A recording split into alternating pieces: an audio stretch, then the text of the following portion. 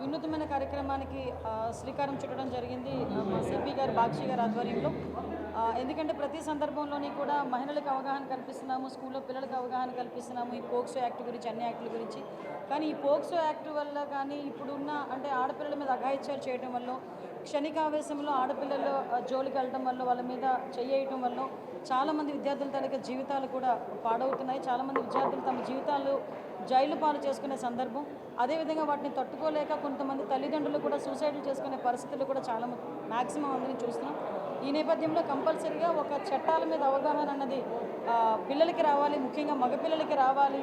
వాళ్ళకి కూడా వాళ్ళ భవిష్యత్తు మీద ఆశలు చిగురించాలి, వాళ్ళ భవిష్యత్తుకు ఒక భరోసా కల్పించాలనే ఉద్దేశంతో ఈరోజు ఈ కార్యక్రమాన్ని కూడా తీసుకోవడం జరిగింది.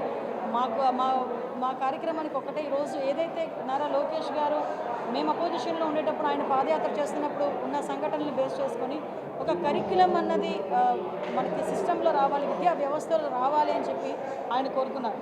ఎందుకనంటే చాలామంది చిన్నపిల్లలు అంటే ఆడపిల్లల్ని గౌరవించే పరిస్థితుల్లో కానీ, ఆడపిల్లల మీద అఘాయిత్యాలు చేసేటప్పుడు కానీ వీటన్నిటికీ కూడా ఒక తల్లిని చెల్లిని ఎలాగా గౌరవించుకోవాలి, ఒక మహిళని ఎలా గౌరవించుకోవాలన్న తత్వం డెఫినెట్గా చిన్నపిల్ల స్థాయి నుంచి కూడా రావాలి అని ఒక మంచి ఉద్దేశంతో ఆ రోజు లోకేష్ గారు తీసుకున్న నిర్ణయం. ఈరోజు దానికి అనుగుణంగా ఈరోజు మేము విశాఖపట్నంలో స్టార్ట్ చేసాం.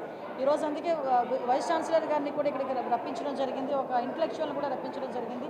వీళ్ళ తాలూకా ఆలోచన తీరుతో, అదేవిధంగా వీళ్ళ తాలూకా సహాయ సహకారాలతో ఒక సైకాలజీకి సంబంధించిన అంశాలతో కూడిన ఒక కరిక్యులంని తయారు చేసి రాబోయే కాలంలో కూడా గౌరవ నారా లోకేష్ గారి చేతుల మీదుగా అది కూడా ఏర్పాటు చేయాలి అన్నది మా ఉద్దేశం. అదేవిధంగా స్వీయ క్రమశిక్షణ అన్నది, ప్రజాహితం అన్నది ఒక స్లోగన్గా కూడా తీసుకొని రాబోయే కాలంలో ఈ రోజుకి మేము ఏదో క్రైమ్ ఆపేయగలమో ఆపేస్తామని మేము చెప్పట్లేదండి. ఈ కరిక్యులం వల్ల further one of the day కంపల్సరీగా అది ఆగుతుంది, ఎంతో తగ్గుతుంది అన్న ఆలోచన అయితే మా అందరికీ కూడా ఉండాలి. దానికి తల్లిదండ్రుల దగ్గర నుంచి ప్రతి ఒక్కరు కూడా సహకరించాలి. ఈరోజు జరుగుతున్న అఘాయిత్యాలు చాలామందికి ఇప్పుడు పోక్సో చట్టం మీద చాలామందికి అవగాహన ఉండట్లేదు. వీళ్ళేదో మొన్న సినిమా వచ్చిన తర్వాత సినిమా చూస్తున్నారు, సినిమాగా చూసి పక్కన పెట్టడం కాదు, ఇది మన లైఫ్లో జరిగితే మన పెయిన్ ఎలా ఉంటుంది అన్నది కూడా ఆ పిల్లలకి తెలియాలి. అదేవిధంగా పోక్సో చట్టాలకు సంబంధించి ఈరోజు మేము చేసుకున్న అనాలిసిస్ని బట్టి చూసుకుంటే అరౌండ్ 59% పోక్సో కేసెస్లోని చాలామంది ఇబ్బందులు పడుతున్న యువకుల్లో 19 సంవత్సరాల నుంచి 25 సంవత్సరాల లోపు ఉన్న వాళ్ళు 59% ఉన్నారు.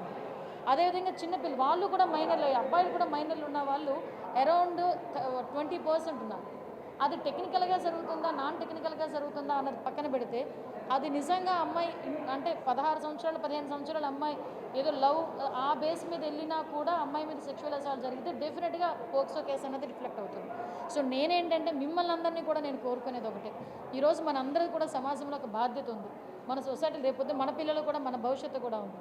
డెఫినెట్గా ఈ చట్టాల మీద అవగాహన పత్రికా సోదరుల ద్వారా కూడా ప్రతి పిల్లలకి కూడా చేరవేయాలని, ప్రతి తల్లిదండ్రులు కూడా చేరవేయాలని కోరుకుంటున్నాను.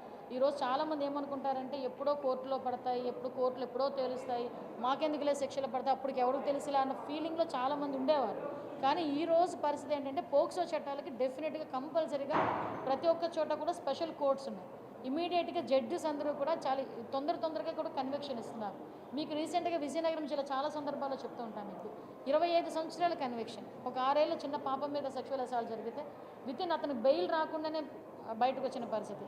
మొన్న రీసెంట్గా ఒక తల్లిని చంపి కూతురి మీద మెడ మీద కత్తితో కోసిన పరిస్థితి. ఆ అమ్మాయి కూడా మైనర్, ఆ అబ్బాయికి ఈరోజు పోక్సో యాక్ట్ వర్తిస్తుంది.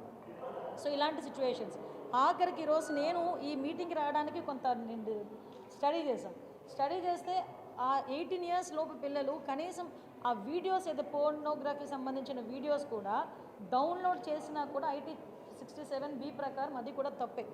సో ఇంత చట్టాలు ఉన్నాయి, ఈ చట్టాలన్నిటికీ కూడా అవగాహన ముందు మగపిల్లలకు కూడా రావాలి అనే ఉద్దేశంతో ఈరోజు మేము ఇనిషియేషన్ తీసుకున్నామండి. దీనికి మంచి స్పందన వచ్చింది. మీరందరూ కూడా సహకరించండి. తల్లిదండ్రులు అదేవిధంగా అందరికీ కూడా అవగాహన కలగాలని మనస్ఫూర్తిగా అంటే నేను మీకు చెప్తున్నానండి. అంటే కొంత క్షణికావేశం అండి. ఇప్పుడు ఎవరో ఒక అబ్బాయి ఉంటాడు, నేను ఒక అబ్బాయి, నాకు కొడుకున్నాడు. ఎలా ఉంటుందంటే అరే హీరోయిజం అనుకుంటారు, అరే నువ్వు ఆ అమ్మాయి ఏదో సంథింగ్ ఆ టైంలోని వాళ్ళు చేసే ఒక చిన్న క్షణికావేశంలో ఆ అమ్మాయి కాదన్నదనో లేకపోతే ఆ అమ్మాయి రిజెక్ట్ చేసిందనో ఏదో ఒక సందర్భంలో అమ్మాయి మీద కసి తీర్చుకునే పొజిషన్స్ వచ్చేస్తుంది.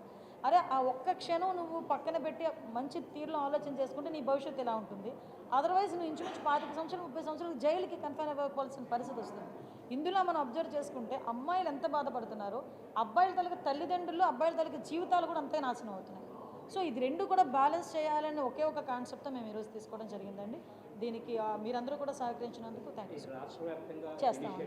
రాష్ట్ర వ్యాప్తంగా అన్ని జిల్లాల్లోని కూడా మా పోలీస్ డిపార్ట్మెంట్ వాళ్ళు అవగాహన కల్పిస్తాము.